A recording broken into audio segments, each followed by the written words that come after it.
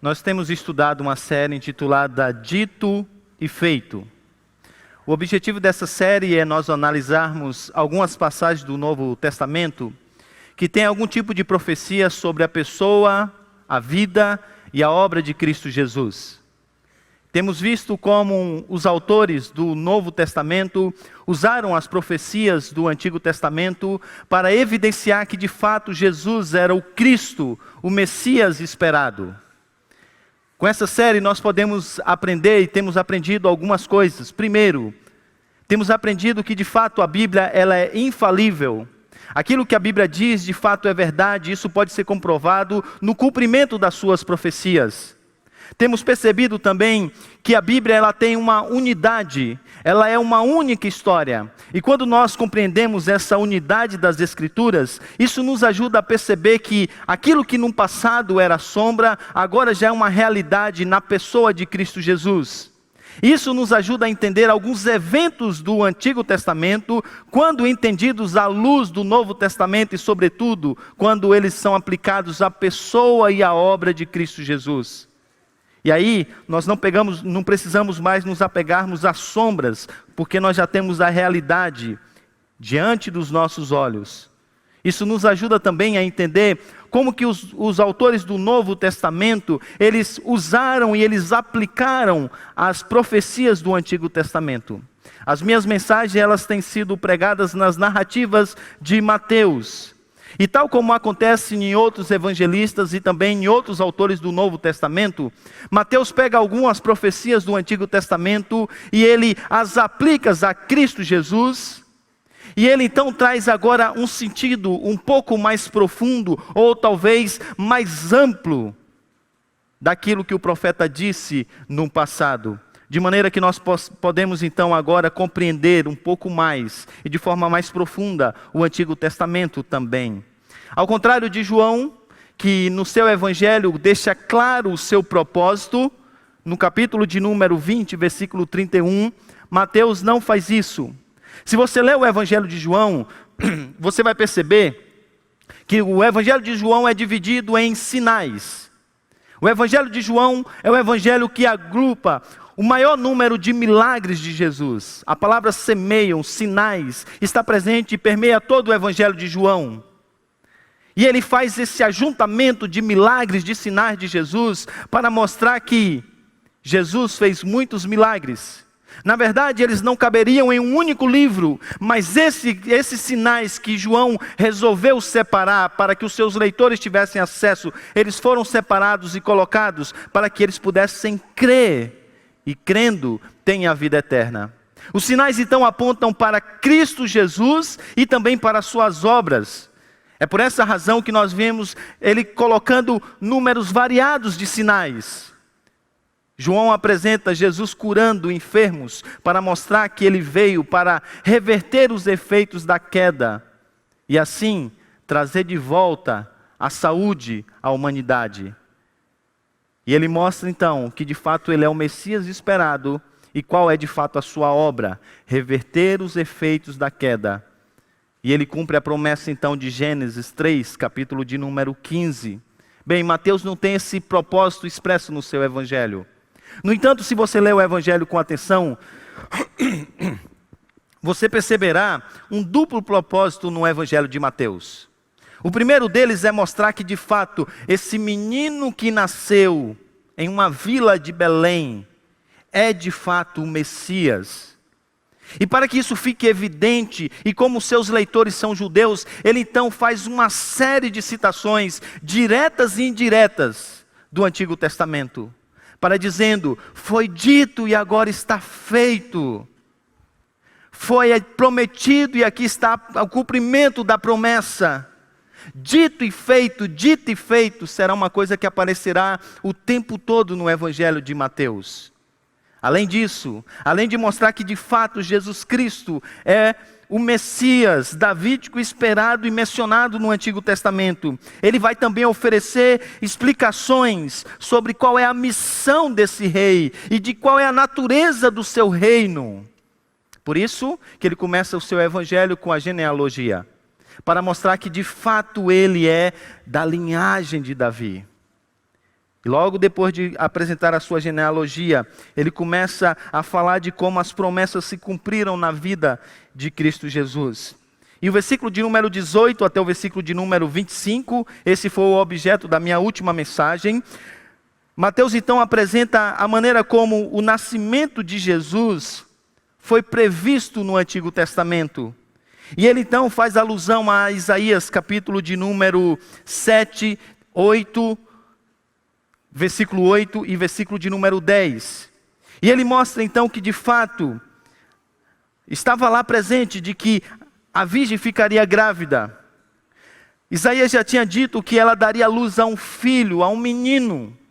Isaías também tinha dito que ele seria nomeado e ele seria chamado Emanuel, isto é, Deus conosco. E Mateus então diz, olha, aqui está o menino. E esse menino então, ele deve ser chamado Jesus. Tanto em português como em grego não dá para perceber o jogo de palavras que no hebraico é tão presente e tão marcante. Porque Jesus significa Yahvé salva. Dizer então que Jesus é o Salvador é quase que uma redundância proposital. Mas Mateus faz questão de dizer isso, que esse menino, ele deve ser chamado Jesus. Isto é, Yahvé salva. Por quê? Porque a sua grande missão será exatamente salvar o seu povo do pecado ou dos pecados dele. O seu povo então terá um Salvador. E aí então, com esse comentário, essa nota de rodapé, Mateus lança a luz ao propósito da missão de Cristo Jesus e o caráter do seu reino. E por que ele faz isso? Porque os judeus esperavam que haveria de vir um rei. Sim, ele seria da linhagem de Davi, ele seria filho de Davi. E ele seria também uma espécie de segundo Davi, alguém que traria uma libertação do jugo romano, e alguém que instauraria um reino que teria novamente a glória do reinado de Salomão. Mas Davi diz, essa não é a essência do reino de Deus, e essa não é a natureza da missão de Cristo, porque ele veio salvar o seu povo do pecado dele. Essa é a principal missão. E ele está introduzindo isso porque durante todo o Evangelho, Jesus Cristo vai ser rejeitado, porque as pessoas não vão entender o caráter da sua missão, a natureza do seu reino. Eles vão procurar Jesus porque ele faz milagres, eles vão procurar Jesus porque ele multiplica pães. Eles não vão procurar Jesus como sendo o seu Salvador. Aí você pensa assim, mas como que pode um povo que tem acesso às Escrituras estar tão enganado? Essa não é a nossa realidade. As pessoas hoje ainda não estão vindo em busca de Jesus, buscando salvação do seu casamento, a libertação das dívidas financeiras da sua empresa, a restauração do seu lar, a restauração da sua vida emocional. Mas poucos buscam Jesus entendendo que de fato são pecadores que estão debaixo da ira de Deus e que por isso precisa de um poderoso Salvador. Isso ainda é uma realidade nos nossos dias. E essa é a razão pela qual, como disse C.S. Lewis, citado por John Piper, Jesus Cristo está sendo, ou as pessoas estão tentando domesticar a Jesus Cristo. Eles pegam uma faceta de Jesus Cristo e eles então tomam essa faceta e eles resumem a Jesus Cristo apenas essa faceta. Nesse período do Natal, por exemplo, é comum você ver as pessoas olhando para Jesus Cristo, mas resumindo apenas a moralidade do seu ser. Vejam a sua humildade, olhem para o seu amor. Nós precisamos de um exemplo e esse é o nosso exemplo, como se ele fosse apenas um exemplo a ser seguido. E o pressuposto é que nós precisamos sim de um exemplo, porque nós não somos essencialmente maus. Nós só somos um povo que vive em uma sociedade de maus exemplos. Mas não é isso que as Escrituras dizem.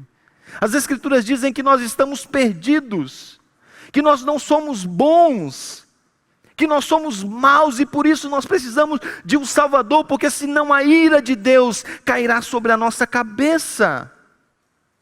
Mas as pessoas ainda querem olharem para Jesus apenas no aspecto da sua moralidade. As pessoas querem olharem para Jesus apenas vendo o seu poder e olham para o seu reino como sendo um reino ainda só de prosperidade. Ah, sim, você é filho de Deus. Você foi colocado nesse mundo para você ter a prosperidade, a riqueza. E ainda nós estamos como aquela mãe dos discípulos que disse: Senhor, lá no teu reino dá para colocar um dos meus meninos à tua direita e o outro meu menino à tua esquerda. Lá no teu reino dá para que eles possam estar assim, bem do lado do Senhor, desfrutando de todas as maravilhas e as bênçãos desse reino. E Jesus diz: vocês não entenderam o caráter do meu reino. Vocês não entenderam que tipo de rei eu sou. Por isso Mateus diz, ele será chamado Jesus. Mas ele abre um parêntese e diz, porque ele veio para salvar o seu povo dos seus pecados. E por que ele pode fazer isso? Ele diz, porque aqui está o Emanuel, Deus conosco. A ênfase de Emanuel não está tanto no fato de que agora ele se encarnou e Deus está do nosso lado. A ênfase está de que ele é o poderoso Salvador. No Antigo Testamento, vários momentos eles precisavam de um libertador. E normalmente esse libertador, ele recebia uma intervenção divina. É assim que Deus fez, por exemplo, no tempo dos juízes. O Espírito do Senhor se apoderava dos juízes e eles com uma força, com uma capacidade, com uma habilidade sem tamanho, libertavam o seu povo. E agora Mateus está dizendo, aqui está não apenas alguém que é como um juiz do passado, ou como um ungido do passado, mas aqui está o próprio Deus poderoso, que veio ao mundo para nos salvar dos nossos pecados. Nós chegamos então agora, diante disso, no capítulo de número 2. E eu queria que você levasse os seus olhos agora até o capítulo de número 2. Nós vamos olhar do versículo 1 até o versículo de número 15. Eu queria ir até o 21, mas eu não vou ter condições de ir até o 21. Nós vamos permanecer até o versículo de número 15. Mateus capítulo 2, de 1 a 15, nós temos aqui duas seções, 2 parágrafos, que apresentam algumas profecias do Antigo Testamento.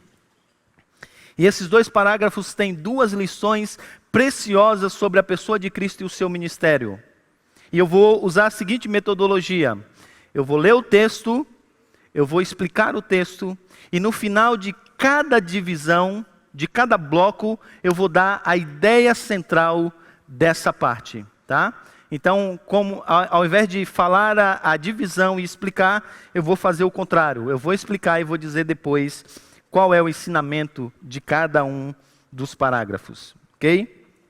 Vamos então ao primeiro parágrafo, Mateus capítulo 2, do versículo 1 até o versículo de número 12. Depois que Jesus nasceu em Belém da Judéia, nos dias do rei Herodes, magos vindos do Oriente chegaram a Jerusalém e perguntaram: onde está o recém-nascido, o rei dos judeus? Vimos a sua estrela no Oriente e viemos adorá-lo. Quando o rei Herodes ouviu isso, ficou perturbado, e com ele toda Jerusalém. Tendo reunido todos os chefes dos sacerdotes do povo e os mestres da lei, perguntou-lhes onde deveria nascer o Cristo. E eles responderam: em Belém da Judéia, pois assim escreveu o profeta. Citação direta.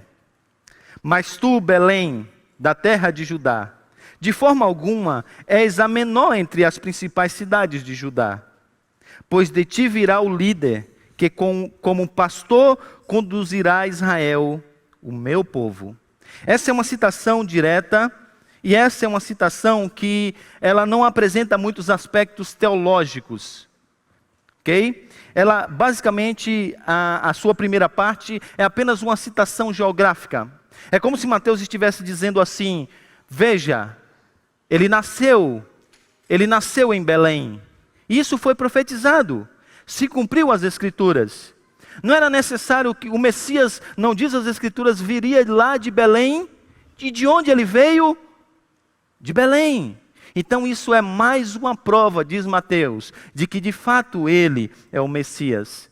O aspecto aqui, talvez teológico e pastoral, é apenas o que a sua missão, ou seja, que ele virá para ser um líder que vai pastorear o seu povo e vai conduzir a Israel. Mas ele continua, e há um detalhe ainda mais profundo, uma citação indireta que traz um detalhe ainda mais interessante. E eu vou me ater a ele. Então Herodes chamou os magos secretamente e informou-se com eles a respeito do tempo exato em que a estrela tinha aparecido. Enviou-os a Belém e disse: vão informar-se com exatidão sobre o menino. Logo que o encontrarem, avise-me para que eu também vá adorá-lo. Depois de ouvirem o rei, eles seguiram o seu caminho, e a estrela que tinha visto no oriente foi adiante deles, até que finalmente parou sobre o lugar onde estava o menino. Quando tornaram a ver a estrela, encheram-se de júbilo, de grande alegria, que diz o texto. E ao entrarem na casa, viram o menino com Maria, sua mãe, e prostrando-se, o adoraram. Então, abriram os seus tesouros e lhes deram presentes: ouro, incenso e mirra. E tendo advertidos em sonho, para não voltarem a Herodes, retornaram à sua terra por outro caminho. Há uma coisa muito interessante que é apresentado aqui nesse texto. É provável que o pano de fundo desses últimos versículos, e sobretudo do versículo de número 10 e o versículo de número 11, seja Isaías capítulo de número 60, que está aí na liturgia que você tem em suas mãos. Nós já lemos esse texto de Isaías e nós vimos na leitura que há uma profecia aqui de que virá um tempo em que a luz estará sobre Jerusalém. Você pode perceber isso aí na sua liturgia, desde o versículo de número 1. Veja como isso é dito. Chegou a luz e a glória do Senhor raia sobre você, diz o profeta Isaías. E ele diz: olha, os povos virão a você, ó Jerusalém, ó gloriosa Jerusalém. Eles virão a vocês e eles virão de todos os lugares, mas ele cita basicamente 3 cidades, Midian, Efá e Sabá. E aí ele diz, olha, eles trarão também a vocês, olha o versículo de número 6, eles trarão ouro, eles trarão incenso, e eles vão proclamar os louvores do Senhor. Eles vão apresentar essas ofertas no altar do Senhor. Em Jerusalém, essas coisas vão se cumprir. E aqui, quando nós olhamos esse texto, e sobretudo quando nós olhamos para os versículos de número 10 e 11 do profeta Isaías, nós vimos que aqui é uma referência a Jerusalém. Versículo de número 10 diz assim: esses estrangeiros virão servir a vocês nos seus muros. Ainda é dito no versículo de número 11, as suas portas permanecerão abertas e jamais serão fechadas de dia e de noite. Não há dúvidas que Isaías está aqui pensando em Jerusalém. Só que, quando você olha para a história de Israel, você não encontra essa profecia sendo cumprida. As cidades nunca tiveram as suas portas abertas, de dia e de noite. Ainda mais nesse tempo que Mateus está escrevendo. O contexto não permite isso. Um contexto de perseguição, de guerras, nunca permitiu que isso acontecesse na história de Israel. Sim, de fato, isso aqui é uma realidade que pode se cumprir na Nova Jerusalém, e aspectos dessa profecia que parecem se cumprir na Nova Jerusalém. Mas o curioso é que Mateus conecta esses eventos ao nascimento de Cristo. Ele faz questão de colocar esses magos. E foi Kenneth Bailey que disse que, em um estudo profundo que ele faz do Novo Testamento e dessa passagem, ele mostra que esses magos, pelo que eles trouxeram, eles vieram exatamente das regiões que Isaías profetizou. Esses lugares que Isaías disse, eles fazem parte tanto de povos tribais da Arábia, como de nações daquele lugar. E eles trouxeram exatamente os presentes. Uma estrela brilhou. Só que diferente do que se esperava, em primeiro lugar sobre Jerusalém, essa estrela não brilha só na cidade, ela continua e agora ela está sobre um menino. Não em Jerusalém, mas em Belém. Observe então o que diz aí no capítulo 2 de Mateus, versículo de número 11, olha só, lá fala sobre povos vindo adorar, e aqui também nós temos povos vindo adorar. Lá fala sobre o júbilo desse dia, no versículo de número 10 nós temos o júbilo desse dia. Lá fala de povos trazendo os seus tesouros, trazendo ouro, trazendo incenso, e aqui nós vemos também isso acontecendo. Bem, então a pergunta é, aqui está a luz, aqui estão os magos, aqui estão os presentes, mas não estão sobre a cidade, mas sobre o menino. E por que então essa mudança? Ela é muito significativa. A narrativa do nascimento, então, dessioniza a tradição. Eu sei, essa palavra não existe, ela é inventada. Mas é apenas para você entender um fato importante. A tradição sempre via e sempre mantinha a sua esperança na cidade de Jerusalém. Os cânticos, se você ler os salmos de romagem, você vai ver as pessoas cantando, louvando a Deus e expressando a sua esperança enquanto vão a Jerusalém. No centro da tradição judaica está a cidade de Jerusalém. E as pessoas estão cada vez mais botando a sua esperança de que um dia Jerusalém de fato experimentará o reino de Deus. Eles desfrutarão desses aspectos profundos apresentados no Antigo Testamento do reino de Deus. De que um dia o Emanuel estará, um libertador chegará e vai restaurar as coisas em Jerusalém. Se você ler os salmos, por exemplo, de lamento, vocês vão perceber que há vários salmos de lamento nacional, onde as pessoas estão lamentando a situação de Jerusalém. No entanto, Mateus diz, o que foi dito sobre a cidade, agora é uma realidade sobre o menino. E a ênfase é tirada, então, da cidade para o menino. Bem, e o que é que Mateus quer com isso tudo? Mateus quer mostrar, e essa é a grande lição, que as esperanças e os sonhos de anos e mais anos foram agora transportados para Jesus de Belém. E que agora não há mais nenhum lugar especial de adoração a Deus, exclusiva. Agora, tudo passa não mais pela cidade, mas pelo menino. É por isso que Mateus disse assim, lá no final do seu capítulo, o que muitas pessoas não entenderam, e Jesus inclusive foi acusado disso. Porque quando Jesus estava lá andando, e as pessoas estavam voltando ainda às sombras, ele disse lá em relação ao templo, eu vou destruir esse templo e eu vou reconstruir em 3 dias. E as pessoas disseram, ele é um baderneiro? Além disso, é um mentiroso. Porque como pode alguém construir um templo em 3 dias?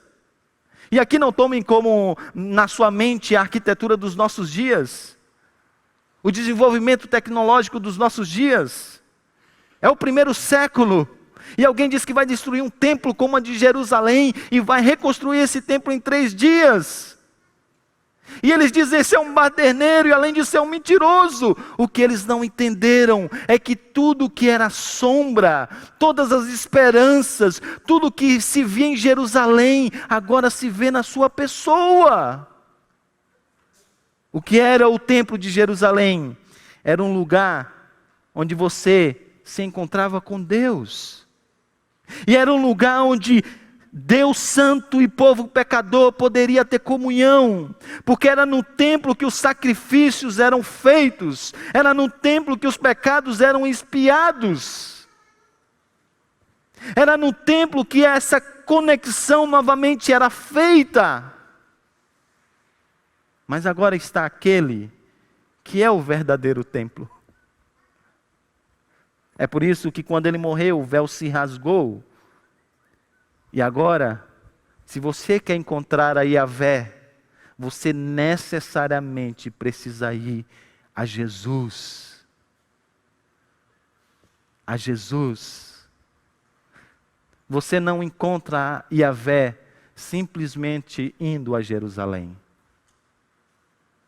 Você pode até ir a Jerusalém, mas nessa sua peregrinação, você precisa necessariamente passar por Jesus.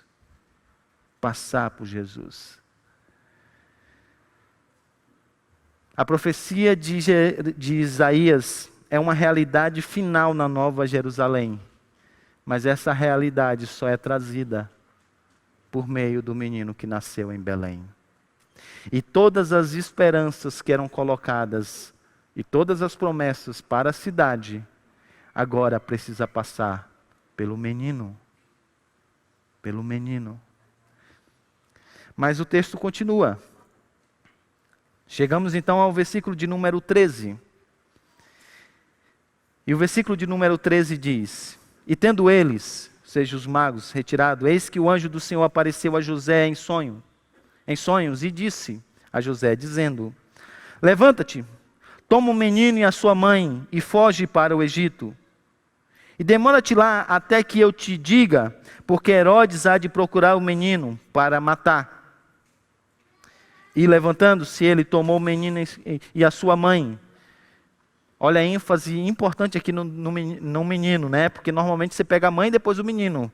Essa mudança aqui é proposital para mostrar ênfase na narrativa, na pessoa do menino. E aí então, de noite, ele foi para o Egito. O versículo de número 15 diz: Esteve lá até a morte de Herodes, para que se cumprisse o que foi dito da parte do Senhor pelo profeta, que diz: Do Egito chamei o meu filho. Bem, aqui nós temos o texto mais difícil dessa primeira parte de Mateus. Aqui nós temos uma dificuldade hermenêutica enorme. Eu não vou entrar nela porque é um embate acadêmico muito grande e eu seria muito técnico entrar nesses pormenores. Mas a dificuldade é o seguinte aqui, só para vocês entenderem. E eu vou tentar apresentar uma resposta, mesmo sem entrar em questões técnicas. A dificuldade desse texto é que Mateus usa o texto de Oséias, está aí na nossa liturgia também, Oséias capítulo 1, versículo de número 1. Oséias 1 diz assim, 11:1. Quando Israel era menino, eu o amei, e do Egito chamei o meu filho. Esse é o texto de Oséias. Mateus então agora pega Oséias 1:1 e diz: Jesus teve que ir ao Egito, e isso aconteceu não por mera coincidência, não simplesmente por fatores sociais, mas isso aconteceu para que se cumprisse o que foi dito pelo profeta. E ele pega então um texto lá de Isaías, de Oséias, e ele então aplica isso agora a essa jornada de Jesus ao Egito. E qual é o ponto? O ponto é que Oséias 1:1 não é uma profecia. E se não é uma profecia, então como que ele está dizendo que é um cumprimento de um relato simplesmente narrativo? Porque Oséias 11:1 é simplesmente um relato histórico. O que Oséias está dizendo? Ele está introduzindo o seu texto para dizer que esse povo se desvia sempre do Senhor, e ele está dizendo, olha, a prova disso é que no passado, por isso é relato histórico. No passado eu amei o meu povo, e eu tirei o meu povo do Egito. Eu libertei o meu povo do Egito. No entanto, esse povo continuou a se desviar de mim. Ele não está dizendo que lá na frente virá o Filho de Deus que vai ter que ir para o Egito. É por isso que não tem caráter profético. Então os comentaristas vão se dividir aqui, outros vão dizer que, alguns vão chegar ao absurdo de dizer que Mateus, ele não interpreta bem o Antigo Testamento, que autores do Novo Testamento usam de maneira errada o Antigo Testamento, só que isso é falta de entendimento do texto e do propósito de Mateus. O propósito de Mateus é mostrar que de fato Jesus Cristo é o Messias. Ele quer defender essa tese. E que esse Messias, ele veio para salvar o seu povo do pecado dele. Ok? Esse é o propósito de Mateus. E por que ele usa então esse texto de Oséias? Então nós precisamos entender algumas coisas. Primeiro, o verbo que aparece aí, cumprir, é usado em vários lugares das Escrituras de forma muito abrangente. E não apenas de uma coisa bem específica. Então, por exemplo, você vai ler no Novo Testamento o próprio Jesus dizendo, para que se cumprisse a lei, os profetas, os salmos e os profetas. Ele disse isso aos seus discípulos no caminho de Emaús. Vocês não sabiam que deveria se cumprir tudo que fora dito na lei, no salmo e nos profetas? Você vai ver várias vezes os autores do Novo Testamento dizendo, para que se cumprisse essas coisas na pessoa do Filho, o que é sombra agora é realidade. Por isso o verbo cumprir aqui, ele primeiro precisa ser entendido de uma forma muito mais ampla. Segundo, é necessário entender como que os autores do Novo Testamento usavam o Antigo Testamento. E às vezes haviam profecias que eram promessa a cumprimento, dito e feito. Ele nascerá em Belém. Está aqui, ó. Olha o registro do menino. Belém. Dito e feito. Mas às vezes eles usavam recursos literários. Entre eles, um conhecido como tipologia. O que é uma tipologia? É um método de exegese que pode ser definido como o estabelecimento de conexões históricas entre certos eventos, pessoas ou coisas do Antigo Testamento e similares eventos de pessoas e coisas do Novo Testamento. Então, quando Mateus cita Oséias 11:1, ele não está apenas citando o versículo 1, ele está fazendo aqui um paralelo. Ele está mostrando como há conexões entre essas histórias. E qual é essa conexão? Isso está no próprio profeta Oséias. Por quê? Versículo de número 1, como a gente leu no profeta Oséias, Deus tirou o seu povo do Egito. Versículo de número 2 até o 4, a incredulidade e a ingratidão do povo, deixando o Senhor e buscando agora outros deuses. Deus então ameaça o seu povo com julgamento, versículo de número 5 até o 7. Aí, como Deus é rico em misericórdia, versículo 8 e 9, apresenta esse amor misericordioso do Senhor, que está ligado ao versículo de número 1. Ou seja, lá no versículo de número 1 diz, quando Israel era menino, eu o amei, e do Egito chamei o meu filho, e ele continua amando, mesmo ele tendo tantos outros esse povo tendo outros amantes, outros deuses, Deus continua amando, porque Ele é um Deus que cumpre as suas promessas e é fiel à sua aliança.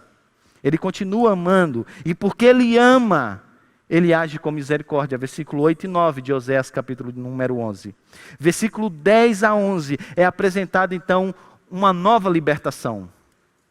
E aí ele diz, haverá um momento em que eu vou novamente tirar o meu povo da escravidão dos outros povos. Eu vou novamente libertar o meu povo. E o que Mateus está dizendo? Aqui está o libertador que está começando essa obra. E aí Mateus, quando cita Oséias 1:1, colocando Jesus lá no Egito e trazendo-o de volta, ele tem dois objetivos principais. O primeiro é mostrar que Jesus Cristo, de fato, é o verdadeiro israelita. Quando Deus tirou o povo do Egito, deu a esse povo uma missão, deu a eles uma lei. Quando você lê a história do Antigo Testamento, você percebe que esse povo nunca foi o povo que deveria ser. E agora, usando um outro recurso de interpretação, que é um vezes muitos, ou muitos vezes um, ele mostra que lá na genealogia de muitos veio um. É um menino que nasceu. E agora, desse menino que nasceu, esse menino que nasceu é o representante de muitos. Assim como houve o primeiro Adão, agora está aqui o segundo Adão, que representa o povo de Israel.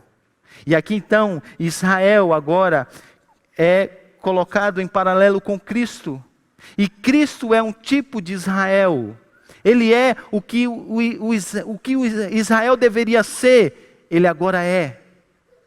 Os judeus sempre buscavam um verdadeiro israelita em quem não há dolo. E aí Mateus está dizendo, esse é o israelita.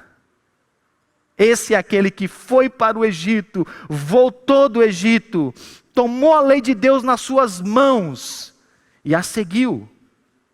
Ele é o verdadeiro israelita. Essa é a primeira ideia. A segunda ideia agora tem a ver com a sua obra. Lembra do propósito de Mateus? Mostrar que ele é o Messias esperado, mostrar qual é a natureza e o caráter do seu reino. Ele então agora, diz Mateus, é o verdadeiro libertador. Aquele que é maior do que Moisés. Ele é aquele que inaugura o novo êxodo, a nova libertação. Tim Keller diz que ele estava, há uns 45 anos atrás, sentado na sala do saudoso Sproul, quando chegou um especialista de Antigo Testamento. E ele ainda era estudante com outros estudantes.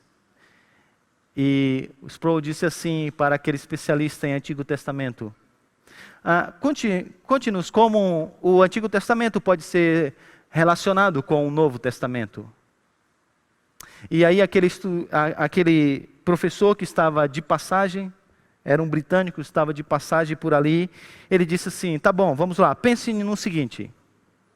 Pense o que um israelita diria no caminho para Canaã, depois de passar pelo Mar Vermelho, é o Êxodo. E se você perguntasse para esse israelita, quem é você?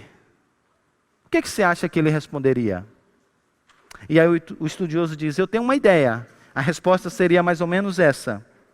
E ele poderia responder algo como, eu estava em uma terra estrangeira sob a sentença de morte e na escravidão. Mas eu me refugiei sobre o sangue do Cordeiro. E o nosso mediador nos levou e nós atravessamos o mar. Agora estamos a caminho da terra prometida.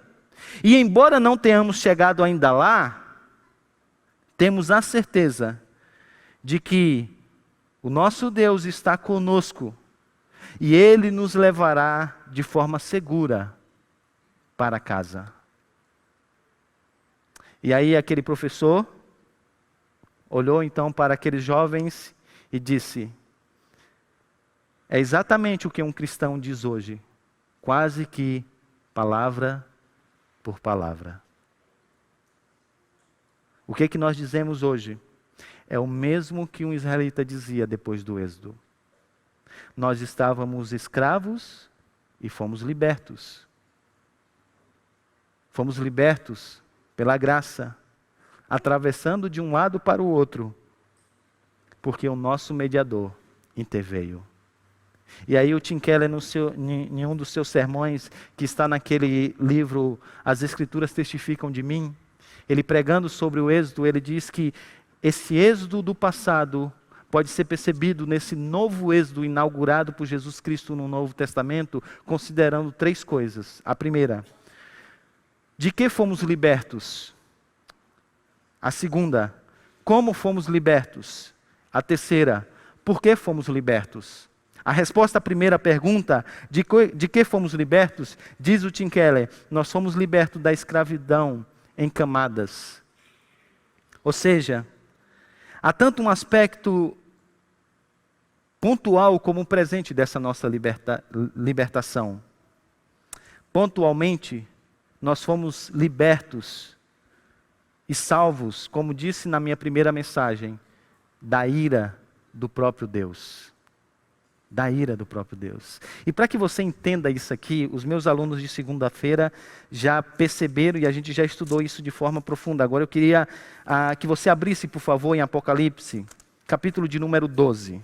Abra, por favor, Apocalipse, capítulo de número 12, porque esse texto é um texto que ele apresenta um resumo da história. Através de uma linguagem apocalíptica, aqui nós temos o resumo da história. Inclusive dá para entender por que a perseguição de Herodes, tá? Diz assim: apareceu no céu um sinal extraordinário, uma mulher vestida de sol com a lua debaixo dos seus pés e uma coroa de 12 estrelas sobre a cabeça. Essa aqui é uma citação da descrição de José, faz de Israel, lá em Gênesis, se não me engano, capítulo, entre ali alguma coisa do capítulo 45, talvez, alguma coisa assim lá de Gênesis. Tá? Aí essa mulher está grávida, e ela está grávida para dar à luz. Essa mulher aqui no primeiro momento apresenta na mente de João o povo de Israel do passado. Não é no primeiro momento Maria, é o povo de Israel no passado. Aí diz então que apareceu um outro sinal, versículo de número 3. Esse é um sinal extraordinário também. Um enorme dragão vermelho com 7 cabeças e 10 chifres. Tudo sinal de poder, de grande poder. A sua cauda é tão grande, olha só, que ela foi lançada por terra e arrastou consigo 1/3 das estrelas do céu. Tamanho é a enormidade desse dragão e do seu poder. O dragão se coloca diante da mulher, que estava para dar à luz, a fim de devorar o seu filho no momento que nascesse. Agora você entende por que Herodes perseguiu tanto? Porque ele queria matar a Jesus, como diz o texto. O que João está vendo aqui, todo mundo vê a história como contada nos fatos que nós vemos. É como se João tivesse de longe. E ele está vendo o que está por trás da história. O que está por trás da ação de Herodes? É o dragão. Ele tentou destruir de todo jeito a mulher, isto é, o povo de Israel no Antigo Testamento. Por isso você vê tanta perseguição, para que o descendente da mulher não nascesse. Só que esse descendente nasceu. Ele nasceu na manjedoura. Ele não conseguiu destruir, mesmo estando de frente, esperando o momento, isso não acontece. Olha só o versículo de número 5. Ela deu à luz a um filho, ou seja, o menino esperado de Israel, enfim, nasceu. O filho da virgem agora é uma realidade e já pode ver a luz do mundo. Isso já é uma realidade. Então, deu à luz a um filho que governará todas as nações com cetro de ferro. Essa é uma descrição fantástica do nosso Senhor. Seu filho foi arrebatado para junto de Deus e de seu trono. A mulher fugiu para o deserto, para um lugar que lhe havia sido preparado por Deus para que ali sustentassem durante 1260 dias. E aí o versículo de número 7. Houve então uma guerra nos céus. Miguel e seus anjos lutaram contra o dragão. E o dragão e os seus anjos revidaram. Mas estes não foram suficientemente fortes. Assim perderam o seu lugar nos céus. E o grande dragão foi lançado fora. Ele presta atenção, gente, a antiga serpente chamada Diabo ou Satanás, que engana o mundo todo. Ele e os seus anjos foram lançados à terra. A pergunta é, por que João diz que não há mais lugar para ele nos céus? Diabo significa acusador. Agora, qual acusação tem? Alguém tem, quando há um sacrifício perfeito que satisfaz a justiça de Deus. Quem pode acusar alguém que agora descansa no sacrifício perfeito que satisfaz essa justiça de Deus?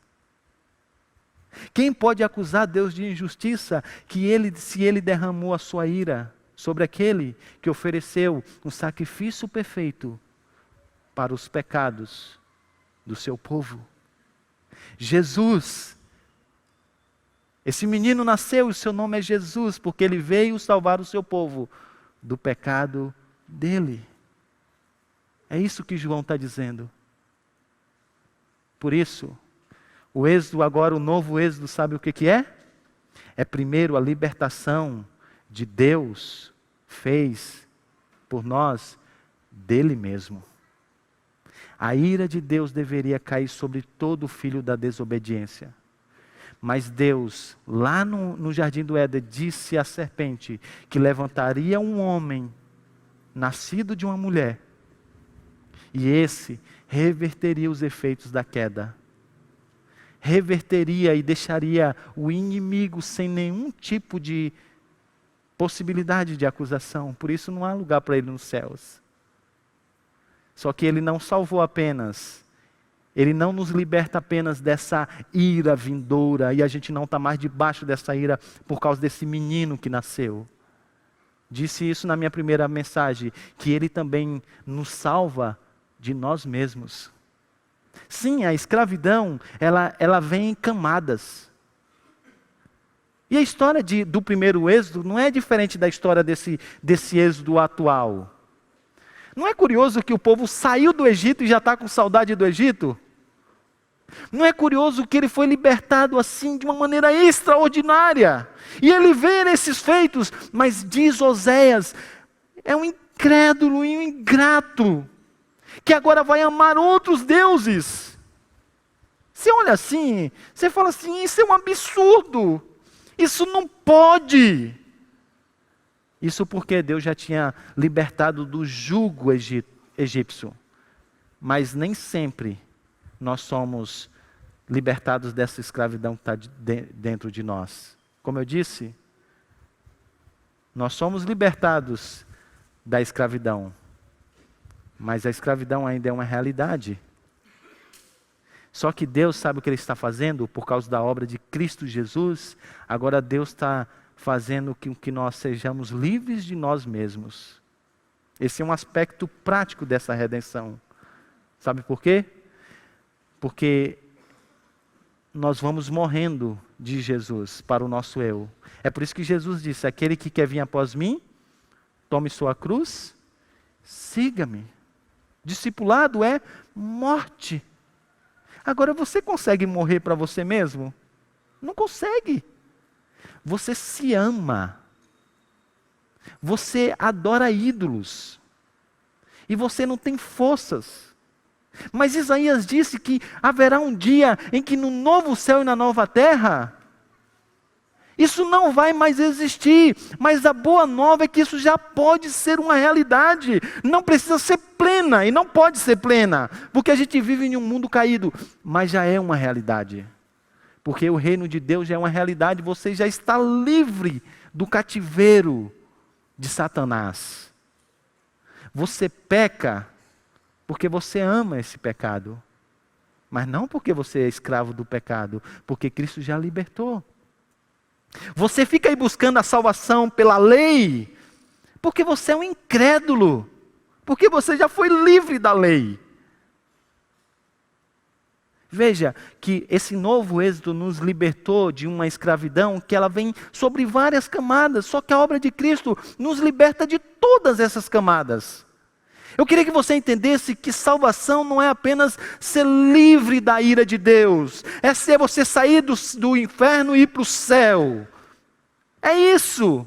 Mas é mais que isso. É mais que isso. É Deus agora te formando a pessoa de Cristo Jesus, do menino que nasceu. Agora, como que isso acontece? É pelo seu braço? Diz o Êxodo e diz o novo Êxodo que não. Porque como que nós fomos libertos? Nós fomos libertos, sim, atravessando para o outro lado pela graça. É assim. Se você ler lá a história do Êxodo, você vai ver que Moisés disse assim, olha, capítulo de número 14, 13 e 14. Não tenham medo, fiquem e vejam o livramento que o Senhor fará hoje, diz Moisés. Porque vocês nunca mais verão esses egípcios como vocês estão vendo hoje. O Senhor lutará por vocês, somente fiquem quietos. E aí sabe o que Deus faz? Deus abre o mar. Deus não disse, vá lá, atravessem a nado. Não. Deus abre o mar. É Deus que traz o livramento. É Deus que faz com que eles sejam transportados da escravidão, do jugo, da morte, para a vida, enquanto caminham para uma terra que mana leite e mel. É Deus que faz isso. É Deus e somente Deus. Por isso que Paulo disse lá em Colossenses capítulo 1, versículo 12 e 13. Pois Ele nos resgatou do domínio das trevas e nos transportou para o reino do seu Filho amado, em quem temos a redenção, isto é, a libertação, a saber, o perdão dos nossos pecados. E assim é a salvação. Você estava nas trevas e pá! Você agora está na luz. Você estava sob o jugo do pecado e puf! Você foi liberto. O que Deus faz é fazer com que você atravesse de um lado para o outro.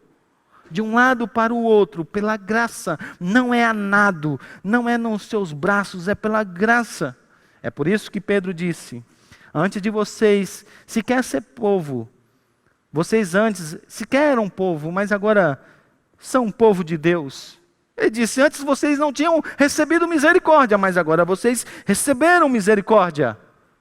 E o que Pedro está dizendo aqui é, vocês estavam debaixo da ira de Deus, mas agora, por causa de Cristo, vocês são justificados.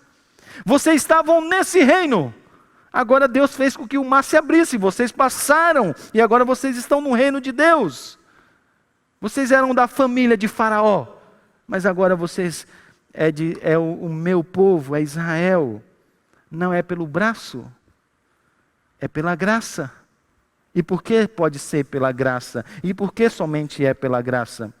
Porque fomos libertos pela intervenção de um mediador. Porque o mediador veio e interveio. Ele veio e interveio. Por que então que o Israel foi liberto enquanto passava por aquelas águas? E logo depois de terem passado, todos os egípcios morreram ali. Porque eles morreram, Israel não. Porque eram melhores? Não. Porque eles tinham um mediador.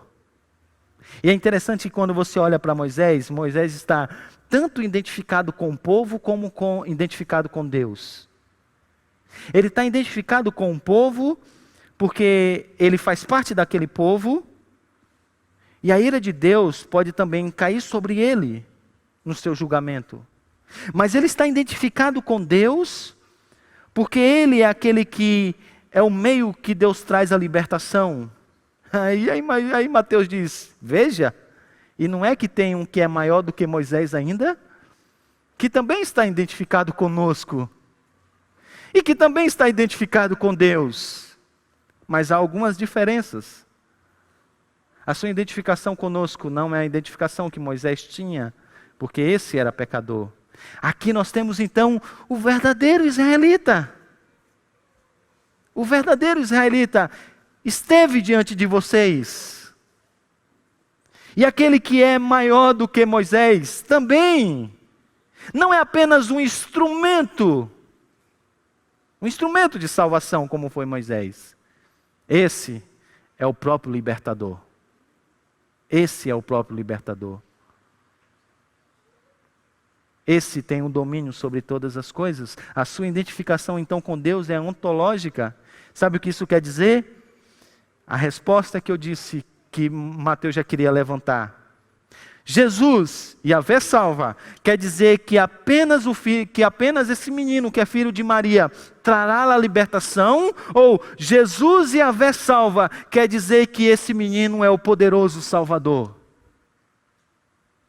Mateus não responde essa pergunta, mas no seu evangelho, em vários momentos, ele coloca em Jesus Cristo os atributos que pertencem a Deus. Em vários momentos ele diz: esse é o Kyrios, o Senhor, o Senhor, o Senhor. Ele é o poderoso. É por isso que ele diz assim: Má, acalma-te. E ele para. Porque é Deus conosco. É Deus conosco. Então, qual é a segunda lição? Se a primeira lição, a esperança não está mais em Jerusalém, a esperança agora tem que passar pelo menino. A segunda lição nesse segundo parágrafo é essa: Jesus é maior que Moisés e é o verdadeiro israelita. E por essa razão, a posição do povo de Deus é determinada em referência a Jesus e não mais a raça. A sua posição no povo de Deus não é determinada pela raça, porque agora tem um novo israelita que representa um novo Israel, do qual você foi inserido. E essa é a razão pela qual eu e você, não nascendo em Jerusalém, temos paz com Deus e desfrutamos das maravilhas do seu reino. Nós deveríamos ser muito mais gratos a Deus por isso, por Cristo Jesus. Nós deveríamos olhar para esses textos assim, e a gente deveria amar ainda mais Cristo Jesus.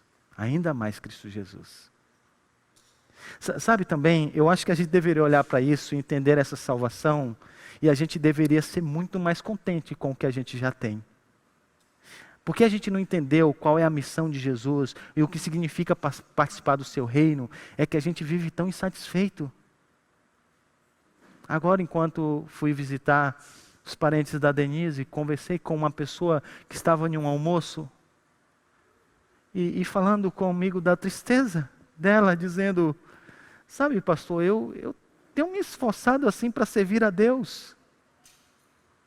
Sabe, mas parece que as coisas não dão certo comigo.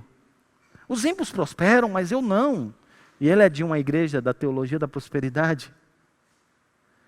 E eu pensando, gente, como ele deveria olhar, o que significa o Natal? É Natal.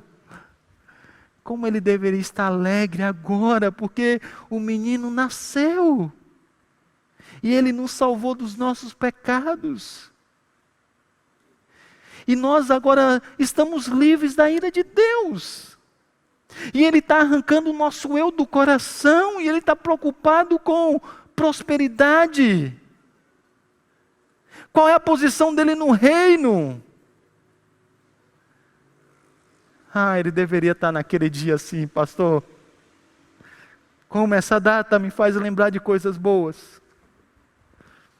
Como talvez não era nem para eu estar vivo, mas eu estou vivo.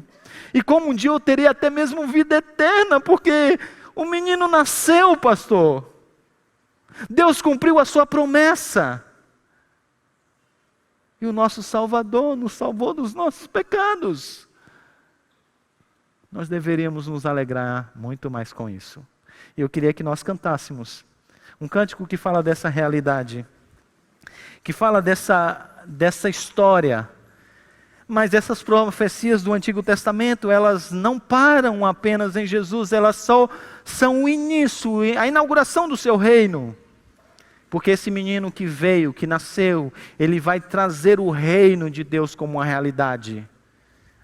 E nós vamos desfrutar sim de todas as promessas do Antigo Testamento. Vamos desfrutar de toda a vida no Antigo Testamento, porque o Rei da Glória nasceu, diz Moisés, mas ele diz Mateus, e ele vai voltar. Coloquemos-nos de pé, cantemos todos juntos.